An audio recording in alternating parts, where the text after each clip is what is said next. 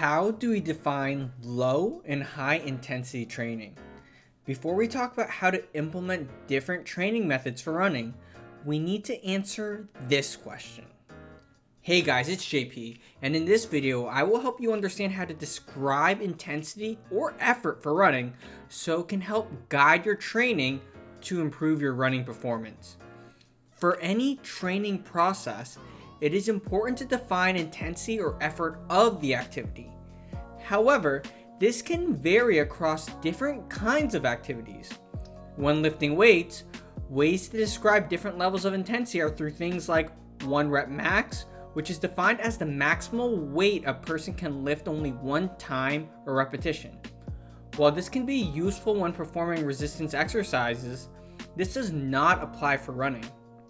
For running, one simple way we can describe it is based on the times from previous time trials or races that the runner recently completed. However, intensity can also be described through a number of other ways.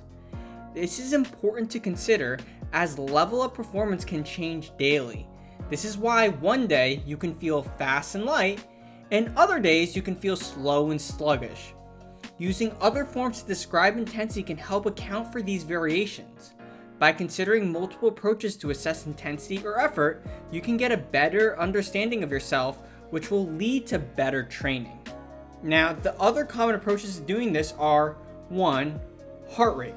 Typically, the harder you run, the higher your heart rate may be. This is a very common method due to relatively lower costs and all the built-in equipment to read it.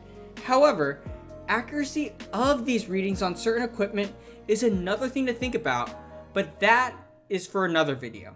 Another way is the RPE scale, which stands for the Rating of Perceived Exertion Scale. As the name suggests, this is based on your perceived exertion levels. It is probably the easiest method to monitor loads. However, it is important to look at the numerical and verbal descriptors to make it more reliable. Now, while these are two different ways to try to measure intensity or effort levels, using them together will give you a better lens to the effort of the run. And those are some ways to help you describe intensity or effort levels and better assess yourself during training. This will be useful when attempting to prescribe training, which we'll talk about later in this series. Next week, we will take a closer look at one of these factors, heart rate, and how it can be used to guide training. Anyway, I hope you enjoyed the video. I'd love to hear your thoughts as well as any questions you may have. And as always, thank you for watching.